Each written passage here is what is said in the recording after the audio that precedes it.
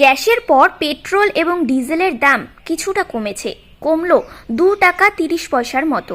শুক্রবার জলপাইগুড়ি শহরের এক পেট্রোল পাম্পে কথা বলার পর জানা যায় খুশি গ্রাহকেরা।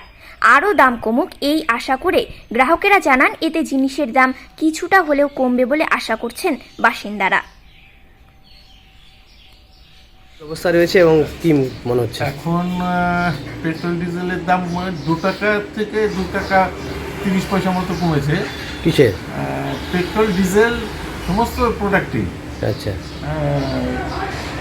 এতে এতে পাবলিকের সুবিধা হবে, আমাদের যারা কাস্টমার আছেন তাদের তো সুবিধা হবে, দাম কমলো।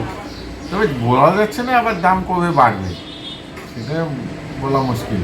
কত ছিল, কত হয়েছে?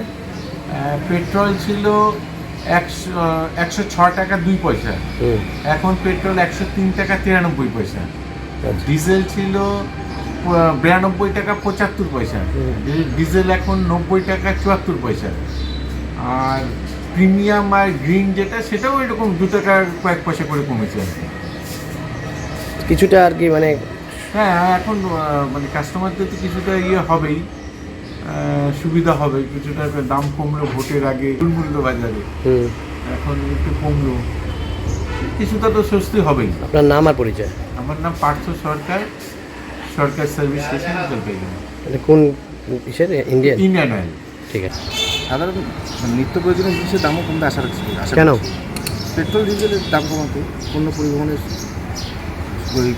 খরচা কম করবে। আপনারা বাইক চালান, এই যে পেট্রোল ব্যবহার করেন, কিছুটা হলো কি কমলো, কিছুটা সুবিধা না আরেকটু চাচ্ছেন? সুবিধা হয়েছে, আরেকটু অনেকটা কমার।